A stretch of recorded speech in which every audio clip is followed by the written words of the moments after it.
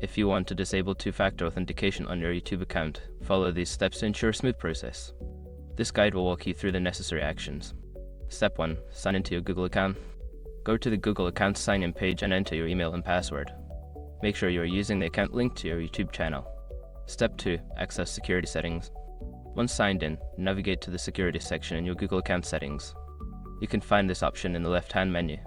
Step 3. Locate two-step verification. Scroll down to the signing into Google section.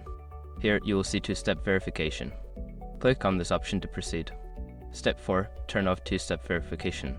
In the two-step verification settings, you will find an option to turn it off. Click on Turn Off and confirm your choice when prompted.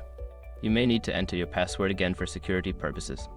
Step 5. Verify changes. After turning off two-step verification, check to ensure that it has been successfully disabled. You can do this by revisiting the two-step verification section to see if it shows this turned off. By following these steps, you can successfully disable two-factor authentication on your YouTube account. Always remember to keep your account secure with strong passwords and other security measures.